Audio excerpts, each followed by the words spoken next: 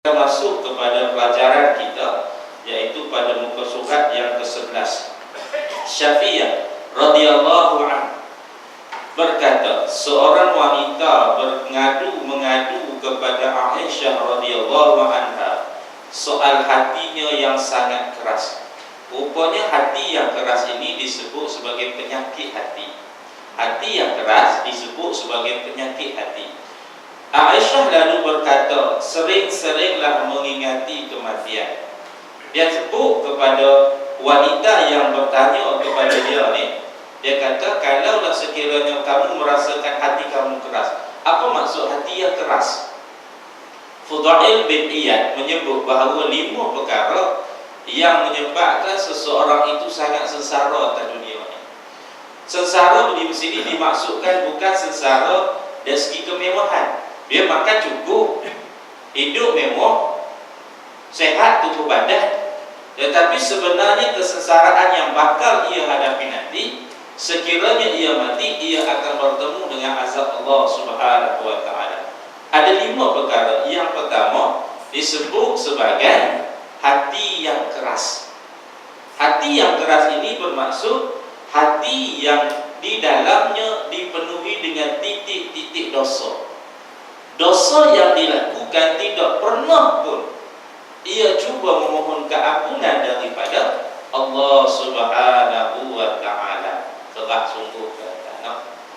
Kadang-kadang mereka rasa malu kalau tengok satu YouTube dalam bulan puasa tahun ni, sehingga sanggup menjual agama ni, kerana nak mendapatkan duit hari raya dalam satu supermarket besar, tuan-tuan.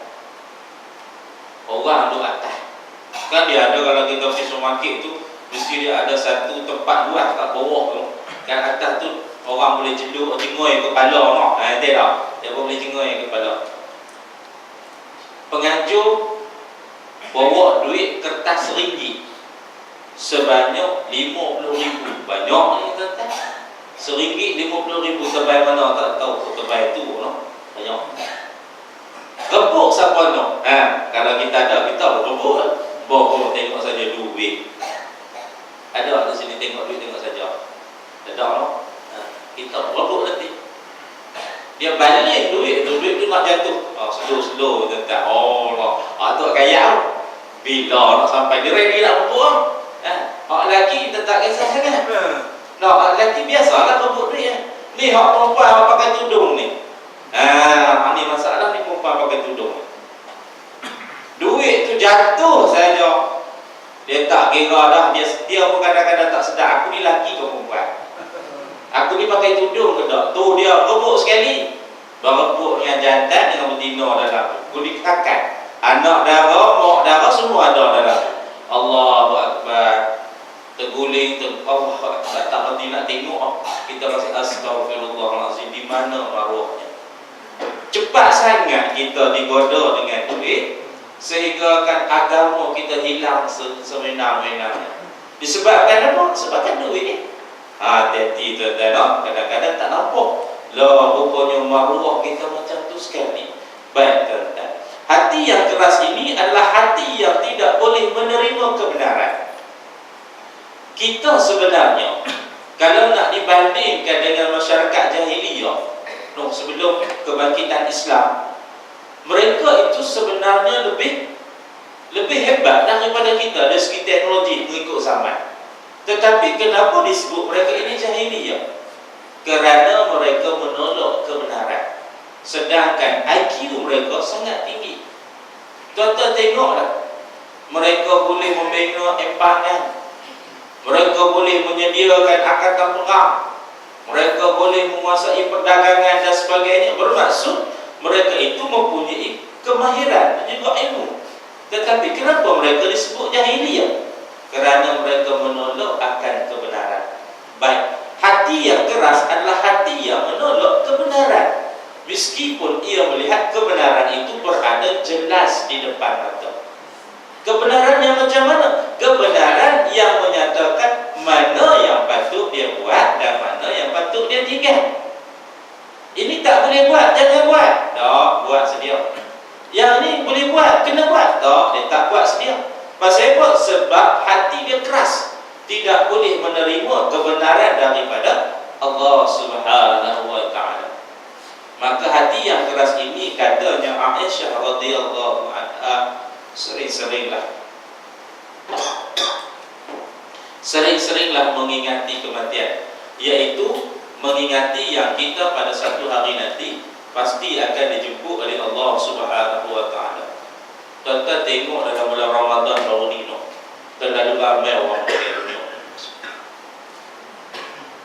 Sahabat kami, dia hantar isteri dia balik kat balik esok raya. Dia hantar isteri dia balik kat balik. Dia pergi sabun putih hijau. Malam raya nak balik habis putih hijau pukul 8 malam, balik raya. Sampai dekat kat gunung sekitar terik tu, sebelum terik tu, langkah kalori mati. Allahu Akbar.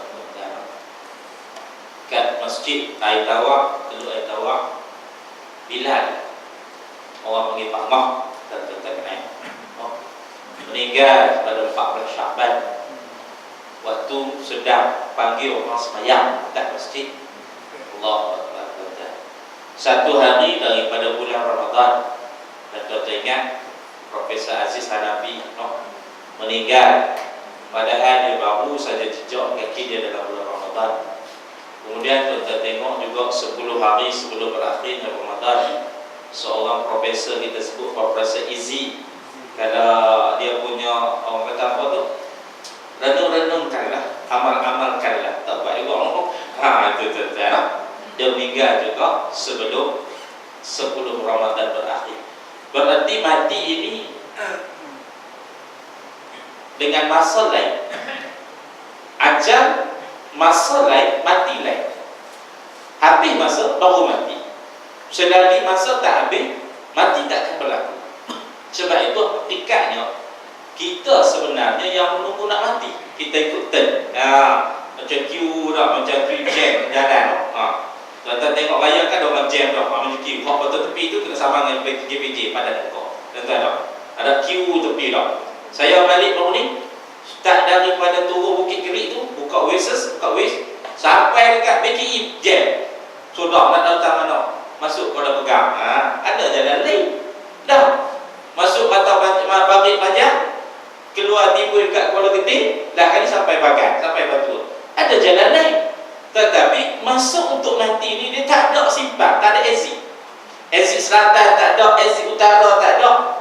Takkan nak buat macam bas rendah 10 kereta tu kan? Boleh tak? Buat macam bas rendah 10 kereta? Tak boleh. Dia ikut turn masing-masing.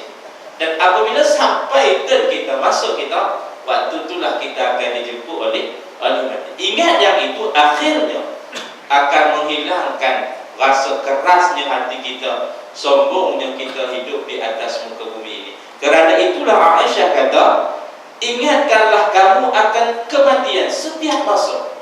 Kerana sesungguhnya kematian itu akan mengingatkan kamu tentang perkara-perkara yang kamu tak selesai lagi. Apa dia? Urusan kita dengan Allah Subhanahu wa taala. Ada tak selesai lagi? Apa dia? Maka segera akan selesai.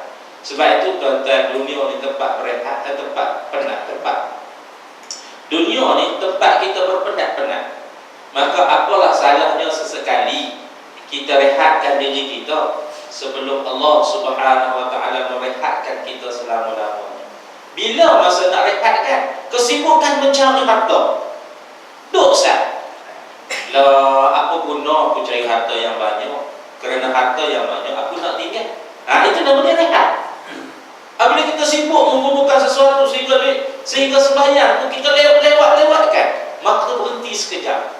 Apalah guna aku buat satu perkara sedangkan pekerjaan ini tidak mendapat keberkatan daripada Allah. Itu namanya rehat. Mana kata ambil sedikit masa, berehat seketika sebelum kita direhatkan oleh Allah Subhanahu wa taala. Baik, yang kedua pula katanya Fudail bin Iyad, tuan-tuan. Yang kedua adalah mereka yang disebut sebagai mereka yang sengsara adalah mereka matanya yang tidak pernah mahu menangis. Ni manusia kerah ni, tuan-tuan. Dia tak mahu menangis. Tengok orang mati tak mendatangkan keisapan. Sedangkan bulan Ramadan mengajar kita menangis. Tuan-tuan tak menangis kau tengok orang lapar? Tak, kita tengok orang kat Suria makan pun makan pun kulit-kulit kayu dan sebagainya. Tak menangis kau? Belum menangis lagi. Maka kita diajar untuk menangis dengan cara puasa. Maka kita diajar untuk berjemaah. Kita diajar untuk bangkit waktu malam. Kita diajar untuk mendekatkan diri kita kepada Allah Subhanahu wa taala. Belum tersentuh ke untuk menangis? Dah. Rasa rugi. Kalaulah kerana Allah kita tidak menangis, tetapi kalau tengok TV kita boleh menangis. Tambah-tambah raya ni depa pasal cerita Diwali pula dah. Allahu akbar. Janam janam janam satajilna. Ini cukup dekat tu. Wali dia pasal Diwali. Satu Diwali, yang kedua hantu bungkus ikat tepi. Dia pasal cerita hantu. Ni hari kemenangan, hari kita berjaya menentang hawa nafsu, mencegah diri kita, menahan diri kita daripada terbit matahari ke tenggelam matahari. Di malam harinya kita berjemaah, di malam harinya kita bangkit solat tahajud, di malam harinya kita bersahur, dan kita meneruskan kehendak-kehendak Allah. Tiba-tiba hari kemenangan, dia pasang cerita apa tuan-tuan? Cerita hantu, cerita cinta, cerita macam-macam cerita. Cerita seksi pun ada. Rugi kan? Kita dah berpuasa sebulan, tiba-tiba lepas raya kita raya sakan. Lebih raya daripada hantu raya. Hantu raya pun tak kata, aku ni hantu ke manusia. Rupa-rupa hampa lebih hantu daripada aku, Ustaz. Allah Akbar. Sukanya orang habis Ramadan itu, tak habis Ramadan mereka dah nyanyi lagu Rasyahwan.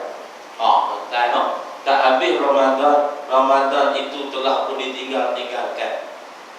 Kata Syekh Nuruddin Al-Banjari, kalaulah Ramadan itu masih ada tetapi kita telah menyebut tetamu yang baru, maka Ramadan itu pasti akan berkecil hati. Umpama saya datang rumah tuan-tuan, saya nak duduk 3 hari, duduk 1 hari setengah, tuan-tuan dah cerita tetamu daripada Amerika Syarikat nak main. Siapa dia? Obama contohnya dah. Tuan-tuan cerita Obama. Saya ni rasa sedih. Allah, aku duduk rumah dia tapi dia tak peduli kat aku. Padahal aku bawa berat, bawa duit, boleh bawa sekali ni. Tuan-tuan nak tapi tak peduli kat aku. Tak peduli kat Obama. Terasa hati tak saya, tuan-tuan? Sama lah. Begitu juga dengan Ramadan. Salafus soleh, tuan-tuan, 6 bulan pertama mereka kehilangan Ramadan seperti kehilangan sesuatu yang disayangi. Dan 6 bulan kemudian semasa hendak datangnya Ramadan, kerinduan seperti menunggu seorang yang dikasihi. Itu cara dia. Jadi tuan-tuan, percaya atau tidak, saya nampak 4 perkara besar semasa kita duduk dalam bulan Ramadan ni, kita buat, cuma kekalkan. Yang pertama, solat di masjid. Allah bagi alasan kepada orang yang tak pernah sampai ke masjid, pada bulan Ramadan dia sampai ke masjid. Saya percaya malam pertama Masjid Nurul Saadah ni buka 3 tak jalan raya. Betul no? Sebab apa? Sebab orang semua berlumba-lumba nak main sembahyang tarawih sahaja. Tak ada dalam ni. Tikat gulung balik dah, duk simpan dalam stor. Yang kedua, tuan-tuan, orang tak pernah makan bersama-sama berjemaah. Orang tak pernah makan satu family, sibuk cari duit, cari harta dan sebagainya. Tetapi dalam bulan Ramadan ini Allah beri alasan untuk kita makan bersama-sama. Masjid pun buat buka-buka bersama-sama. Dapatlah mereka datang masjid makan bersama-sama. Alhamdulillah, selama sebulan. Yang ketiga, tuan-tuan nampak juga Allah Subhanahu wa taala beri alasan kepada kita yang tidak pernah salat berjemaah.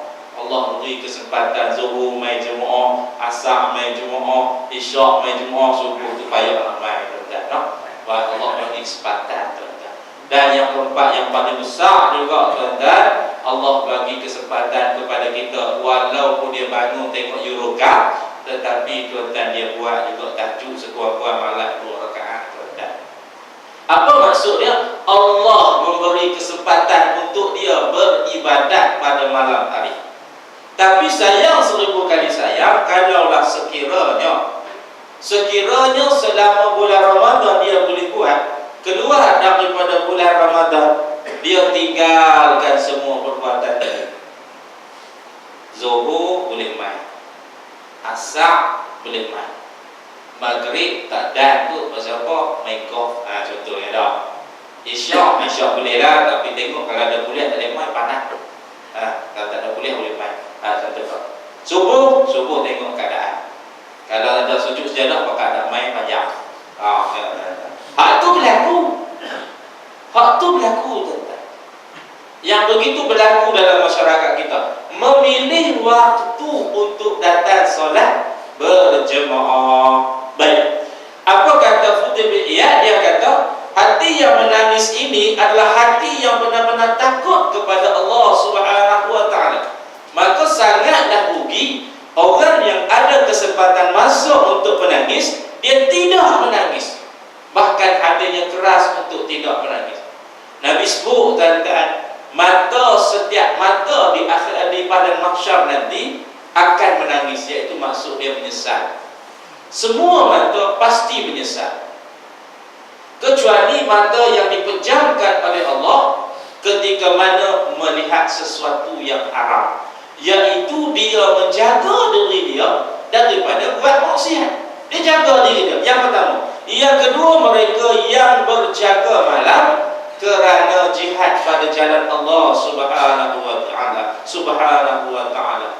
Dan yang ketiga adalah mata yang menangis kerana takutkan Allah Subhanahu wa taala. Ini 3 mata. Inilah mata yang tidak akan menyesal di akhirat besok.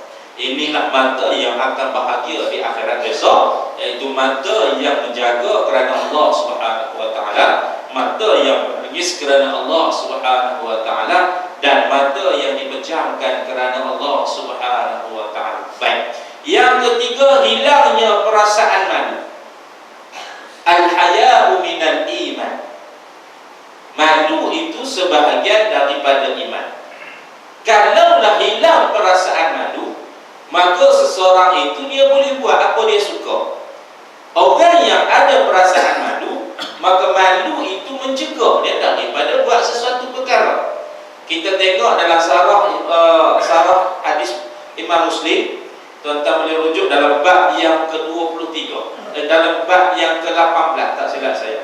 Tak sarah Imam Muslim, sarah Sahih Imam Muslim, tuan-tuan, bab yang ke-23, bab yang ke-18. Nabi menceritakan pada satu hari baginda berjalan di satu tempat di dalam kota Madinah. Nabi jalan. Tiba-tiba Nabi terdengar 2 orang Ansar bersembang. Seorang berkata kepada sahabat dia, kata kepada teman dia, hilangkanlah rasa malu kamu, ataupun kurangkanlah rasa malu kamu, kerana untuk mengambil semula hak kamu yang diambil oleh orang lain. Kalau kamu kekal dengan malu kamu ini, nescaya hak kamu akan dirampas selama-lamanya, diambil oleh orang tadi. Dia tak sebut pula hak apa tadi, tuan-tuan. Tiba-tiba percakapan mereka itu didengari oleh baginda Rasulullah sallallahu alaihi wasallam. Jadi Nabi pun sebutlah. Nabi kata, sesungguhnya malu itu adalah pengaruh daripada iman. Rupa-rupanya malu ini dia tak akan datang melainkan seorang itu beriman. Dia tak akan timbul melainkan seorang itu beriman. Ini bukan malu-malu kucing, malu-malu kucing itu lain. Ini malu kerana dia mengetahui Allah melihat dia. Malu kerana ia mengetahui bahawa setiap perbuatan dia direkodkan, dicatatkan. Dia rasa malu. Maka di sana Nabi pun sebut sesungguhnya malu itu adalah pengaruh daripada iman. Maka Nabi pun sebut kepada orang yang cakap tadi. Nabi kata, biarkanlah sahabat kamu itu. Nabi kata, biarlah sahabat kamu itu kekal dengan malu dia.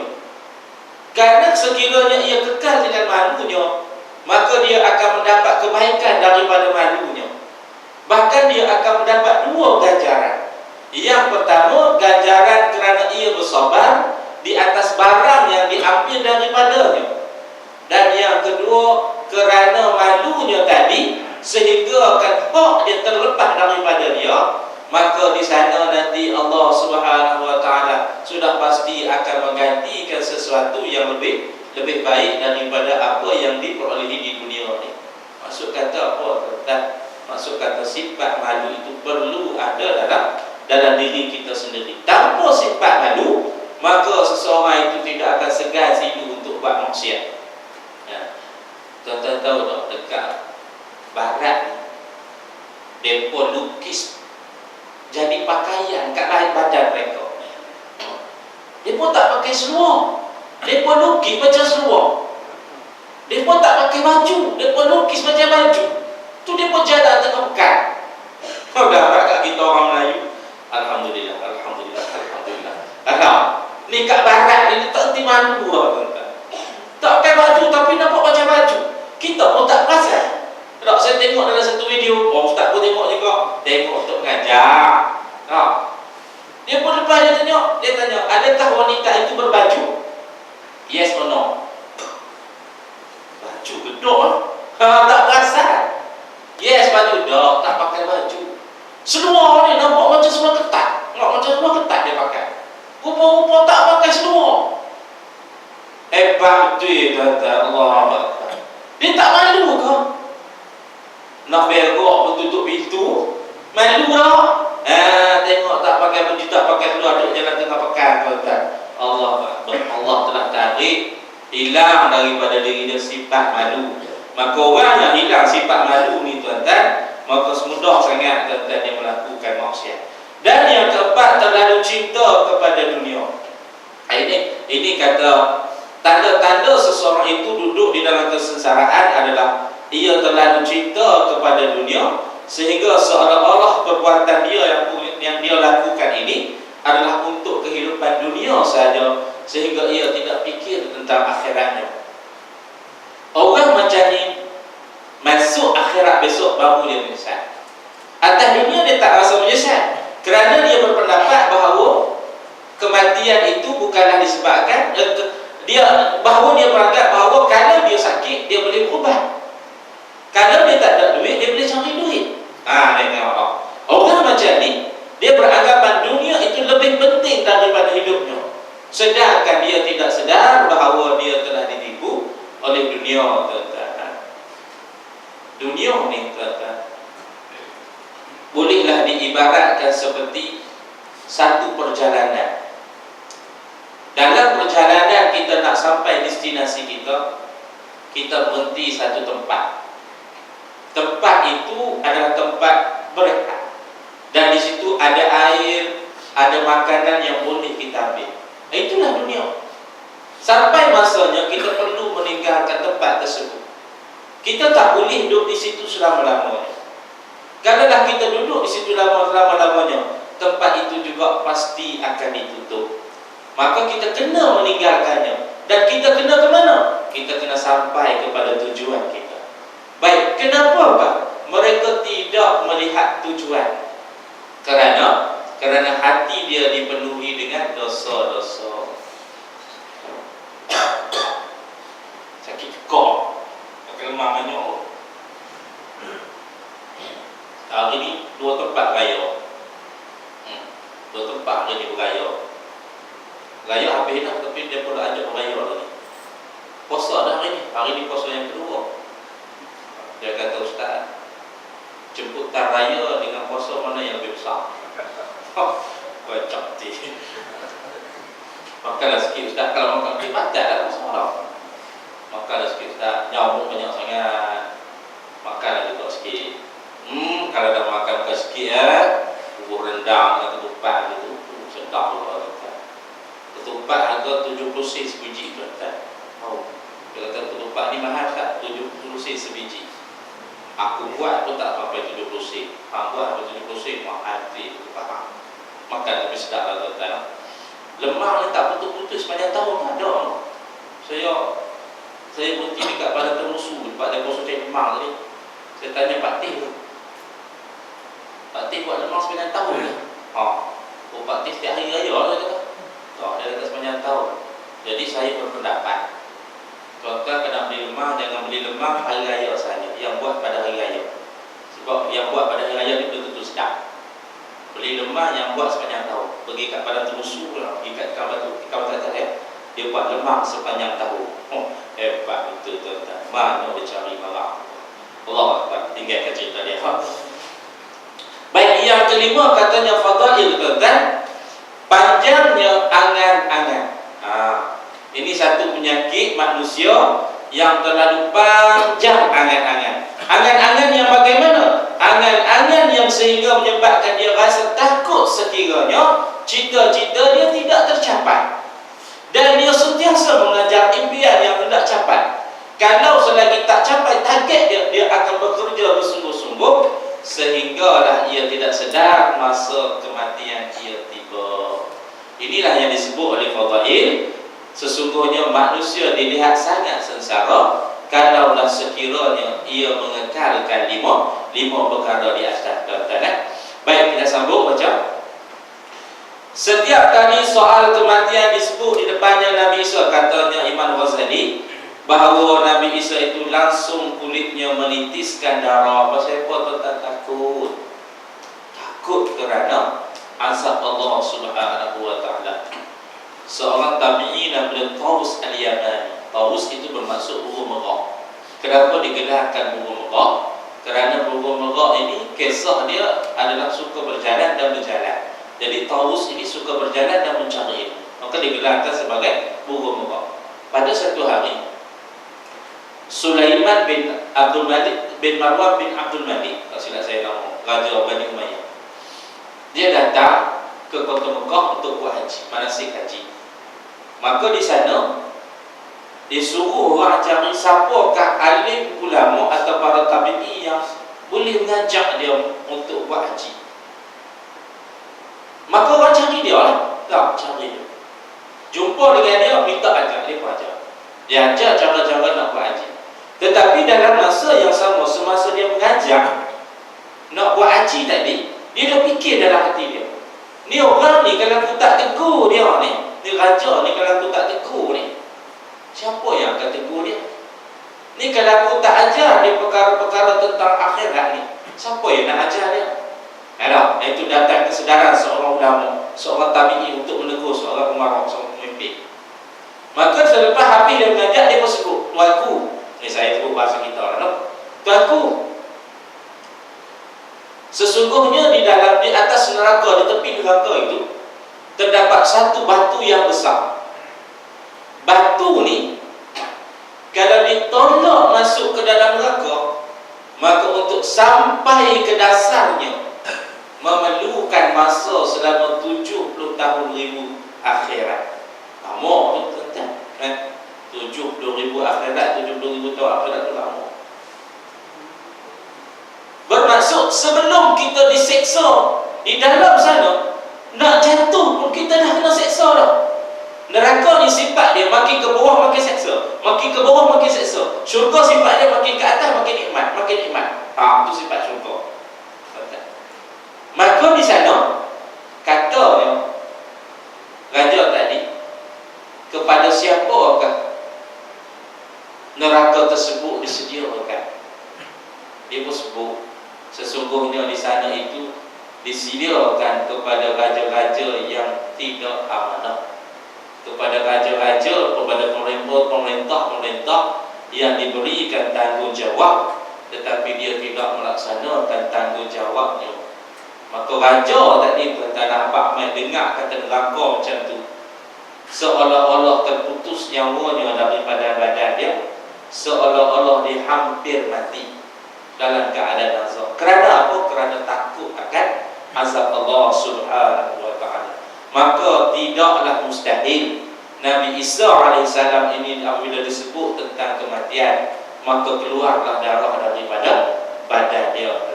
Nabi Daud AS sentiasa selalu menangis, seolah-olah seluruh sendinya terasa tercabut ketika mana disebut tentang kematian dan hari kebangkitan. Kemudian disebut pula rahmat, nikmat, maka ia akan kembali seperti biasa. Nabi Daud ni kalau kita dengar kisah dia, Allah sebut dalam surah Baqarah tentang Talut dengan Jalut. Nabi Daud ikut sekali pergi perang, tuan-tuan. Waktu tu Nabi Daud kecil lagi, tuan-tuan. Nabi Daud kecil, dia pergi bunuh Jalut. Akhirnya Allah tabarkan dia menjadi Nabi, dan anak kepada Nabi Daud adalah Nabi Sulaiman AS, tuan-tuan. Al-Hasan mengatakan, Imam Hasan Basri, aku tidak pernah melihat orang yang pintar yang tidak merasa takut atau sedih jika memikirkan tentang kematian. Siapa dia orang pintar? Kita tengok dalam pengajian yang lepas, yang dimaksudkan dengan humul aqyas tadi. Al-aqyas tadi maksud dia pintar adalah zahabu bisyarifid dunia wa karamatil akhirah. Mereka yang meninggalkan dunia ini dengan penuh kebahagiaan dan juga kembali kepada di akhirat nanti, itu bangkit di hadapan Allah Subhanahu wa taala juga dengan penuh kemuliaan. Inilah yang disebut sebagai humul aqyas atau orang yang pintar. Bermaksud di sini, orang yang pintar ini ketika mana disebut saja kematian, maka dia merasa takut. Kita takut tak kalau disebut mati, tak? Sepanjang bulan nak raya pun ni, nak hitung orang mati tu ramai sangat. Dalam perjalanan balik raya, berapa sangat orang mati. Kita pun terima gambar, tak rasa takut lah. Tak rasa. Dia melek. Dia tengok orang mati, aku kena berhati-hati maju ni. Dia tengok tu. Sepatutnya Allahu Akbar, ajal dia. Dia dijemput oleh Allah SWT, mati dah dia. Bagaimana keadaan? Tapi kita main lain. Ni mesti maju laju ni. Kita main kona kot tu. Ni mesti maju laju ni. Ni apa ni, break tak cek duduk kereta ni. Nampak kita duk main salah tadi. Apa salahnya setiap kali kita dengar kematian? Bilakah kematian aku pula? Dia baru main rasa takut. Inilah yang disebut sebagai mengingati kematian. Maksud kata, bukan menghalang kita untuk duduk di masjid. Bukan duduk. Ni kalau itu kita kena duduk masjid lah, Ustaz. Tidak. Kalau itu kami tak payah duduk kerja lah, Ustaz. Kami duduk masjid. Atau kalau ada orang buat makan, kami makan. Tak ada, kami reda. Tak. Maksud mengingati kematian adalah berhati-hati. Jangan sekali-sekali mendatangkan kemurkaan atau kemarahan Allah SWT. Mudah saja. Buat apa yang Allah suruh, tinggal apa yang Allah larang. Jangan sekali-kali menentang hukum Allah. Kalau ni orang tentang hukum Allah ni cukup banyak, cukup banyak sekali. Di antaranya bulan puasa baru ni, kita puasa, dia buka puasa ni hari, sanggup tuan-tuan sambil kerok pergi makan bawah kemah kecil. Tengok ada kemah, ada orang jual nasi, dia pergi kerok tu dalam keadaan menerak ni, tuan-tuan. Dia duduk macam mana nak cerita? Dalam keadaan menerak tu, dia orang menerak tu, dia ngesok. Lain clear, dia makan sambil keadaan menerak. Makan dalam tandas macam-macam, tuan-tuan. Sebab itulah puasa ni mengajar kita sifat jujur. Kesan daripada ibadat puasa adalah jujur. Sebab apa saya kata jujur? Hanya orang yang jujur sahaja yang boleh mengekalkan puasa ni. Kerana puasa ini tidak ada bukti. Bayar zakat ada bukti tak? Bayar zakat lagi? Bayar dah, mana? Ni resit. Nak main buka puasa kat Masjid Nurul Sa'adah. Ustaz, Tuan Haji Kamarudin tunggu kat depan. Puasa tak ni? Puasa, mana resit? Tak ada, mana ada resit puasa? Tak ada. Maka menuntut kejujuran. Siapa yang mengetahui? Kita dan Allah Subhanahu wa taala. Tidak. Pokok-pokok betul ada cendol durian. Allah Akbar. Ni membazir kalau tak makan ni. Bulan puasa ni cerita. Maka kalau kita menahan diri, berarti kita jujur. Maka orang yang jujur, sekiranya ia mengekalkan istiqamah dengan sifat jujur tadi, maka ia keluar daripada bulan Ramadan, ternyata dia menjadi seorang yang jujur, tuan-tuan. Baik. Umar Abdul Aziz berkata kepada seorang ulama, tolong nasihat kepada aku. Dia pernah minta nasihat daripada Taus Al-Yamani. Dia pernah minta di antara nasihat ulama ni, tuan-tuan, dia tegur berdasarkan ilmu. Ulama dia tegur khalifah yang zalim macam cara tadi. Ulama tegur Khalifah Umar Abdul Aziz dengan cara lain. Dihantar surat kepada Khalifah Umar. Wahai Umar, dia kata, kalau kamu nak sebuah kerajaan yang baik, maka pilihlah daripada kalangan kamu orang-orang yang baik. Tuan-tuan nampak tak? Dia tak tegur dari segi peribadi. Kalau kamu nak menghasilkan kerja yang baik, sebuah kerajaan yang baik, dia hantar surat ni. Maka kamu pilihlah pegawai-pegawai kamu daripada orang yang baik-baik. Itu di antara teguran dia kepada Umar bin Abdul Aziz. Maka Umar ni pernah berkata kepada seorang ulama, tolong nasihati aku, dia kata. Allahu Akbar, tuan-tuan. Seorang pemimpin minta kepada seorang ulama untuk tegur dia.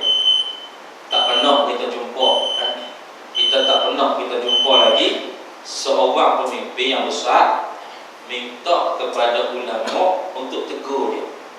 Tegur aku, dia kata. Tegur aku. Kita tak pernah jumpa, tuan-tuan. Zaman dah ni tak ada. Sebaliknya pemimpin yang menegur ulama. Pemimpin yang tegur ulama. Bukan ulama yang tegur pemimpin. Tapi ini pemimpin minta, dia tegur. Tolong nasihat aku. Si ulama itu menjawab, kamu bukanlah khalifah pertama yang akan mati. Kejut, tuan-tuan. Kamu ni bukan orang pertama yang akan mati. Bermaksud sebelum kamu sudah ada raja-raja yang mati. Dia kata teruskan lagi. Nenek kamu, tok yang kamu, semua daripada sejak Nabi Adam lagi setelah mati semuanya. Maka sekarang akan giliran kamu pula akan mati. Jadi tuan-tuan, khalifah dia dengar saja teguran daripada ulama tadi, mengalir air mata sebab takut akan azab Allah Subhanahu wa taala. Bukan takut kepada teguran itu, tetapi takut kepada azab Allah Subhanahu wa taala. Sayyidina Uthman ketika mana dia dengar, dia lihat kubur ataupun orang cerita tentang kubur, maka dia akan menangis sehingga basah segala janggut dia, tuan-tuan. Ini di antara orang-orang yang iman dia sangat besar, iaitu di antara mereka yang sangat dekat kepada Allah Subhanahu wa taala. Pada satu hari, Ar-Rabi' Al-Qusayn, tuan-tuan, seorang tabi'in, dia gali kubur dalam rumah dia. Ni orang tak pernah depak orang ni. Gali kubur dalam rumah dia. Tapi saya jumpa satu tempat tu, dia tak mati lagi, tapi dia tanda kubur dia. Ni kubur dah mau sekian-sekian ni. Kata, mati dah ke Pak Long ni? Pak Long tak mati lagi, tapi kubur dah ada dah. Besok kalau dia mati situ dah tempat dia. Tuan-tuan. Bermaksud dia buat satu kubur, dia buat satu liang lahat, lebih kurang 7 kaki dalam rumah dia. Kalau ada zaman kita orang kata orang ni orang gila ni nak pergi ziarah mana, pergi nak kibir raya rumah dia, dia ajak masuk kubur. Allahu Akbar. Gila apa dia ni, ajak masuk kubur. Tapi orang semua tak mau mati. Orang semua tak mau mati, karena mati itu dianggap sebagai sesuatu yang menyakitkan. Sedangkan bagi orang yang arif yang kita sebut dalam kitab ni, bagi orang arif, mati ada satu benda yang sangat dirindui. Tuan-tuan bayangkanlah Al-Bara' Al-Ansari, Al-Bara' Al-Ansari dalam peperangan menentang Musallam bin Kazab, dalam peperangan Yaman, dia boleh lompat dalam tempat musuh seorang-seorang dia. Dia boleh lompat musuh seramai 20,000 orang. Waktu tu panglima dia jadi panglima. Selepas habis tentera-tentera Islam, panglima Islam kena bunuh. Lepas saja dia dilantik daripada menjadi sebagai panglima, dia boleh lompat dalam tempat kubur musuh hanya untuk buka pintu supaya tentera Islam lain masuk. Tuan-tuan bayangkan 20,000 orang berserta dengan parang, dengan pisau, dengan pedang di tangan. Dia masuk, dia dapat buka pintu, kemudian dia dibawa keluar, dia tidak mati. Sehingga kan daripada badan-badan dia ni tidak ada kesan melainkan sesat tentakan, tetak luka, macam-macam luka. Tidak ada satu pun melainkan semua luka, tuan-tuan. Dia sebut kepada Khalid Al-Walid, dia nak mati. Kenapa aku belum mati? Allah Akbar. Dia tanya Khalid Al-Walid, kenapa aku belum mati? Logik pada akal, matilah tu, tuan-tuan. Kenapa? Wajib pada akan mati dah. Tapi kenapa aku tak mati? Allah belum lagi memberi masa kepada dia. Itu ajar dia belum sampai.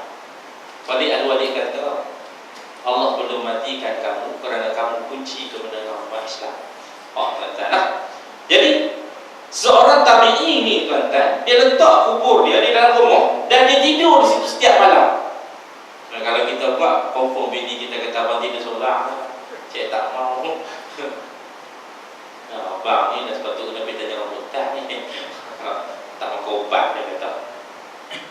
Dengan demikian dia boleh terus-menerus mengingati kematian. Maka beruntunglah siapa-siapa rumah dia tepi kubur, tuan-tuan. Hari-hari boleh tengok orang mati, hari-hari boleh tengok batu nisan, hari-hari boleh nampak kubur. Tetapi masyarakat kita Melayu kalau kubur cerita hantu, betul tak? Pasal apa? Sebab TV yang cerita kubur mesti hantu. Ada hantu pergilah tu. Tu malam takutlah itu kubur. Sebab apa? Sebab TV yang buat peranan. Satu hari kubur berasap, kubur juga hantu lah tu. Ya, tuan-tuan. Sedangkan kubur ni tempat mengingati kematian. Jin pun tak mau duduk kat kubur, tuan-tuan. Tuan-tuan ingat suka, jin suka duduk kat kubur, tuan-tuan. Tak mau dia, tuan-tuan. Kita ada kata-kata, dia pergi kacau kita.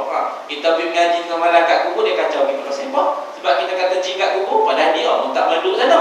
Tuan-tuan. Kubur ini tempat kita ke bumi ke orang mati. Tempat kita letak orang mati. Dan di sana juga untuk kita mengingati akan kematian kita.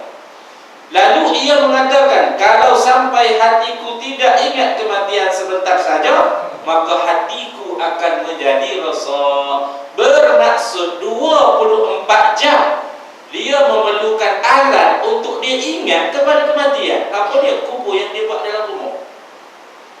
Kita cuba muhasabah sedikit. Sikit lagi kita muhasabah. Berapa kali kita ingat mati? Berapa kali kita fikir tentang mati? Berapa kali kita fikir bagaimana kita untuk berhadapan dengan sakaratul maut? Ini kita muhasabah sikit, tuan-tuan. Kalau kita hendak dibandingkan dengan mereka, mungkin tidak mampu. Tetapi tidak salah sekiranya kita berusaha untuk menjadi seperti mereka. Musarrif bin Abdullah, seorang tabi'i yang lahir semasa wafatnya baginda Rasulullah sallallahu alaihi wasallam. Dia adalah seorang tabi'i yang paling senior, tuan-tuan. Sesungguhnya kematian ini akan merosakkan nikmat orang yang sangat suka bergelimangan dengan kesenangan. Orang yang sangat suka tiba-tiba mati. Contohnya, duk joget, tiba-tiba jatuh mati.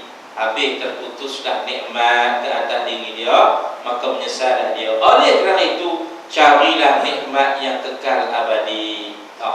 Naik kereta, tuan-tuan, kereta mahal, Ferrari, Allah, lintas saja orang, siu heavy, 19,200, 19,201. Formula 1 dah jadi, tuan-tuan. Tiba-tiba aksiden dengan nikmat yang hebat tadi, maka nikmat itu secara tidak langsung terputus daripadanya dengan sebab dia mati. Maka kata tabi'i ini, maka carilah nikmat yang kekal abadi. Apa dia, tuan-tuan? Nikmat untuk berada di alam akhirat besok. Katanya Umar bin Abdul Aziz kepada Al-Basah, dia kata, sering-seringlah mengingati kematian. Sebab jika hidupmu mudah, ia boleh membuatnya sukar, dan jika hidupmu sukar, ia boleh membuatmu jadi mudah. Bermaksud, kalaulah kita di dalam kesenangan, tiba-tiba kita ingat kematian, secara tidak langsung ia akan menyusahkan kita balik. Allah, aku senang sangat ni, Pak, aku akan mati. Habis, iman di situ. Susah sangat. Allah, aku menanggung akan kesedihan, aku menanggung akan kesusahan. Ya Allah, sedihnya aku, rumah pun ya Allah dibuat daripada zain dan sebagainya. Kita reda tak, sabar tak? Ya. Maka di sana nanti Allah akan menyenangkan kita, tuan-tuan. Abu Sulaiman Ad-Darani juga seorang sahabat Nabi, tuan-tuan, yang berasal daripada Syria, menceritakan pada satu hari, aku bertanya kepada Ummu Harum, adakah anda menyukai kematian? Ia menjawab tidak. Allah, nampak berbeza tak? Aku tanya kepada beliau, adakah kamu suka akan kematian? Tidak. Aku tanya lagi, kenapa kamu tak suka mati? Ia menjawab, seandainya aku berbuat salah kepada seseorang, maka aku tidak ingin bertemu dengannya. Tidak tuan-tuan, kalau kita tak bayar hutang, ya, kita tengok dia duduk dalam masjid, sudah, aku nak macam mana ni? Kita tak bayar hutang, kata minggu depan nak bayar. Ni dah bukan minggu depan, dah tahun depan dah ni. Contohnya tuan-tuan, dia ada dalam masjid, sudah. Dia bayar depan, kita ada ujung soh belakang dia. Siap bagi salam tu hilang tuan-tuan. Kita pun tak mau jumpa dengan dia. Pasal apa? Kita buat silap kat dia. Bagaimana aku nak bertemu dengan Allah dalam keadaan aku banyak dosa, dia kata. Sudah pasti aku malu nak berjumpa dengan Allah Subhanahu Wa Taala. Ini bukan taraf kita. Saya nak cerita ni taraf mereka yang dekat dengan Allah Subhanahu Wa Taala. Kita jangan macam tu, no. Suka tak suka, kita kena bertemu dengan Allah Subhanahu Wa Taala. Sebab tu dalam satu hadis Nabi berkaitan dengan puasa, Allah berikan kita satu jangka masa panjang, satu jangka masa pendek. Dua gembira yang Allah berikan kepada kita. Persiapan untuk jangka masa pendek, iaitu kehidupan dunia, adalah kegembiraan ketika mana kita berbuka puasa. Itu nama dia jangka pendek. Yang kedua, Allah mengekalkan kesukaan itu untuk jangka masa panjang kita. Sebab tu kena suka tentang Ramadan ni. Allah nak makan dah 7.36, 7.37, Allah apa tu makan. Allah sukanya hari-hari masjid buat kambing, esok kambing lagi ikut. Suka, tidak? Itu kesukaan sebentar sahaja, dipanggil jangka pendek. Tetapi duduk dalam diri kita, Allah janji apa denganku? Allah janji, Allah izinkan aku melihatnya, Allah izinkan aku bertemu dengannya, Allah izinkan aku melihat secara nyata. Dulu aku duduk mengaji, aku faham itu je, tapi aku tak pernah nampak Allah SWT. Tapi Allah janji kalau aku berpuasa, aku dapat janji-janji yang sangat hebat, iaitu janji jangka panjang yang kita simpan dalam diri kita, bahawa satu hari nanti aku akan bertemu dengan Allah Subhanahu Wa Taala. InsyaAllah kita berhenti dulu agar hati selalu ingat kematian. Kita akan sambung pada bulan hadapan. Habis di sini.